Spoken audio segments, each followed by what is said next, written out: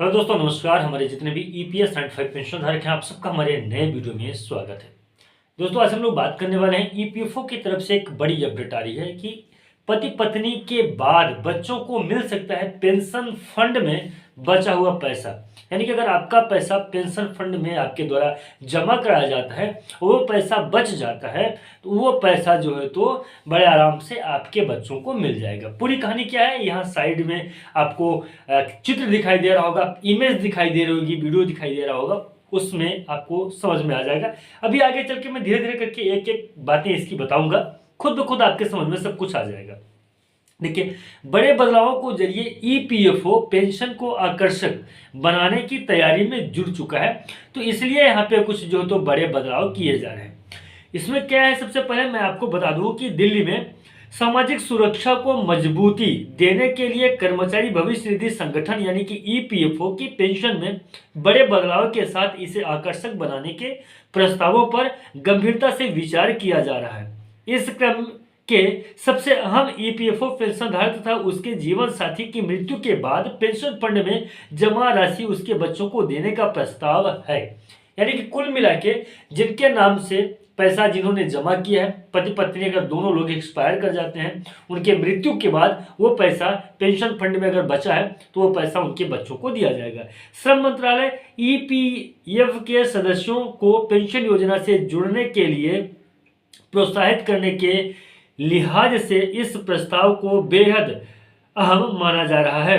मंत्रालय निजी क्षेत्र के कर्मचारियों की लंबी सेवावधि के बाद भी कम पेंशन को तर्कसंगत बताने पर गौर कर रहा है।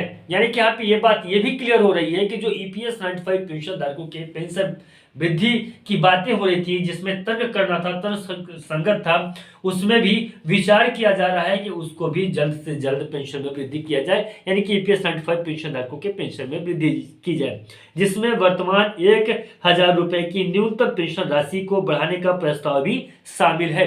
यानी कि ईपीएफओ पूरी तरीके से इस चीज को क्लियर कर चुका है कि नहीं, ईपीएस 95 पेंशन धारकों के पेंशन में वृद्धि होगी। ये लाइन यहाँ पे लिखी है, इसको अगर आपको पढ़ना चाहिए इस पेपर की कटिंग को, तो आपको मेरे व्हाट्सएप ग्रुप में मिल जाएगा। तो वहां जाके आप इसको, या तो आप पर्सनली मेरे व्हाट्सएप पे आके आप जो तो मुझे हाई करके मैसेज डालिएगा, ये मैं आपको वहां भी दे दूंगा, कोई दिक्कत की बात नहीं है। लेकिन हाँ, ये है कि मैं एनी टाइम जो तो वहां पे आपके मैसेज का रिप्लाई नहीं कर पाऊंगा, तो जब भी मैं अपना व्हाट्सएप खोलूंगा और वहां पे आपका अगर मैसेज रहेगा तो मैं जो तो आपको दे दूंगा। आगे है, ईपीएफ के तहत सामाजिक सुरक्षा के ढांचे को सुदृढ़ बनाने के लिए श्रम मंत्रालय ईपीएस 95 योजना के तहत उच्च पेंशन के सदस्यों को अपने ईपीएफ फंड में योगदान बढ़ाने का विकल्प देने पर गंभीर मंत्रणा कर रहा है। सूत्रों के अनुसार पेंशन सुधारों से जुड़ी इन मंत्रणाओं के दौरान ही कर्मचारी भविष्य निधि से जुड़ी पेंशन स्कीम को आकर्षक बनाने के साथ साथ इसके सदस्यों को भी चिंता का समाधान करने की जरूरत बताई गई है। शीर्ष स्तर पर दिए हुए विचार विमर्श के दौरान साफ कहा गया है कि बड़ी संख्या में ईपीएफ सदस्यों की सुविधा है कि पेंशन फंड में जमा उनकी रकम पेंशन लाभ के बाद वापस नहीं मिल पाएगी। तो मंत्रालय ने एक वरिष्ठ अधिकारी ने कहा कि सरकार का मत स्पष्ट है कि पेंशन फंड की राशि उनके सदस्यों की है। पैसे में इस दुविधा को खत्म करने के लिए आवश्यक सुधारों के साथ यह स्पष्ट करना होगी कि पेंशन फंड में जमा रकम से उन्हें पेंशन मिलेगी और उनकी मृत्यु के बाद भी पति या पत्नी को पेंशन की राशि मिलेगी या पैसा से लाभ होगा। तो ये क्लियर हो गया दोस्तों। यानी कि अगर आपका पैसा पेंशन फंड में है तो वहां से ईपीएस 95 जो पेंशन धारक हैं या उनके जो बच्चे हैं उनको पैसा मिलेगा। यानी कि पैसा उनका डूबेगा नहीं, लूटेगा नहीं। जो पहले से अभी तक ये बोला जा रहा था कि नहीं, जो पेंशन फंड में पैसा है वो पैसा डूब जाएगा, यानी कि उनके मौत के बाद वो पेंशन फंड का पैसा किसके पास जाएगा, कहाँ जाएगा, तो ये कहना ये है। लेकिन अभी जो पेंशनर्स का कहना है, ये बात मैंने समझ लिया, मोटी मोटा मेरे समझ में आ गई है। अगर नहीं समझ में आई होगी तो इसके ऊपर चर्चा करेंगे, डिस्कस करेंगे। एक लाइन इसमें और है कि निजी क्षेत्र के कर्मचारियों की लंबी सेवा अवधि के बाद भी कम पेंशन को तर्क संगत बनाने पर हो रही है गौर।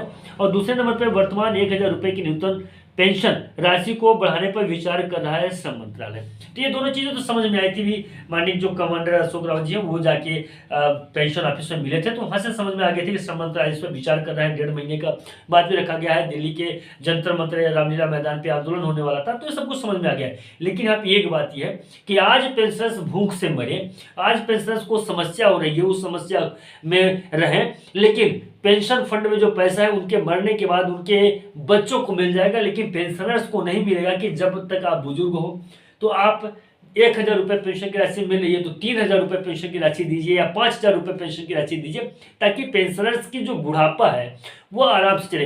एक पेंशनर्स कितने साल तक जी सकता है? ज़्यादा से ज़्यादा 80 साल, 90 साल, 100 साल या 110 साल। 110 साल से ज़्यादा तो कोई व्यक्ति नहीं जी सकता है। तो 30-40 साल तो लगे जाएंगे। 60 साल में रिटायर्ड करता है, इसके बाद में 40 साल और जोड़ दीजिए, 50 साल और जोड़ दिए, ज़्यादा से ज़्यादा और क्या, 110 साल से ऊपर नहीं कोई भी व्यक्ति नहीं जिंदा रहता है, जो मैं समझ पा रहा हूँ, जहाँ तक मैं समझ पा रहा हूँ। तो उसका एक आंकड़ा बना के ईपीएफओ को चाहिए कि इस प्रकार से कोई ऐसा प्रावधान बनाए कि ईपीएस 95 पेंशन धारकों की जो मूलभूत समस्या है, क्योंकि पेंशन राशि बढ़नी चाहिए, कि पेंशन फंड में बचा हुआ पैसा वो जो तो उनके परिवार को मिले तो अच्छी ही बात है, बढ़िया है, लेकिन पेंशन राशि भी बढ़नी चाहिए। जो विचार यहाँ पे लिखा है ना, वर्तमान में 1,000 रुपये न्यूनतम पेंशन राशि को बढ़ाने का विचार किया जा रहा है, तो विचार कर रही है श्रम मंत्रालय, बहुत बढ़िया है, लेकिन विचार कर पेंशन की पेंशन में वृद्धि करें, इससे बढ़िया रहेगा। एक अच्छा रिपोर्ट, अच्छी जानकारी। हालांकि ये कदम भी ईपीएफओ का सराहनीय है और पेंशनर्स को कहीं न कहीं लाभ पहुंचाने के ही उद्देश्य से इस चीज़ों को भी रखा गया। तो उम्मीद करता हूं दोस्तों कि इस वीडियो के माध्यम से जो जानकारी मैंने आप तक पहुंचाई है वह जानकारी जो तो सत्य भी है, सही भी है, और आपको जान के ये ऐसा लगा होगा कि कहीं ना कहीं सरकार अब आपके पक्ष में काम कर रही है। फिलहाल दोस्तों आज के लिए बस इतना ही, मिलते हैं नए वीडियो में और नए अपडेट में। लेकिन आपसे रिक्वेस्ट है, उम्मीद है, निवेदन है कि अगर अभी तक आपने हमारे यूट्यूब चैनल को सब्सक्राइब नहीं किया तो हमारे यूट्यूब चैनल को सब्सक्राइब करके अपना प्यार आशीर्वाद जरूर दें। मिलते हैं नए वीडियो में, तब तक के लिए नमस्कार, जय हिंद, जय भारत।